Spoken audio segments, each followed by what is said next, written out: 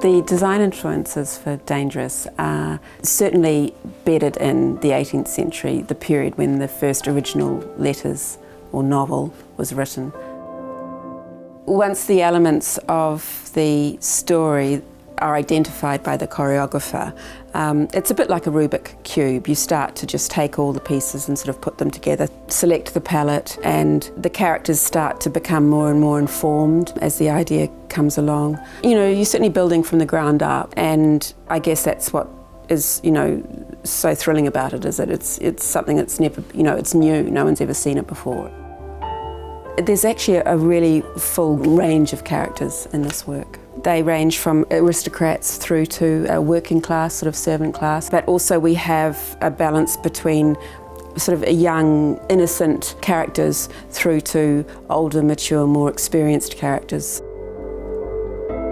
Liam asked for a universal world, even though it's a landscape world, but he also asked for there to be a sort of a play on environment, like a little bit of a double entendre. The world sort of travels as the choreography travels and moves, so we might sort of walk ourselves into a new environment, like into a bedroom or out a set of French doors and into a garden.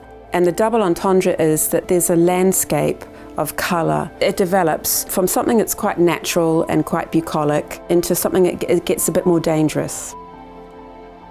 The costume world is very similar to those textures and colours. I think Liam's desire is that if we have a world where the silhouette of the period is still retained and the form and the essence of the shape of the silhouettes is still retained, but it sits so thoroughly inside the landscape of the world, all we will see is the movement. And the movement will be even more heightened because we'll just see these bodies. And that's how Liam tells his story. That's the language of his storytelling. And this particular piece has quite a complex story. So I think he really needs to ensure that we're all quite focused on that.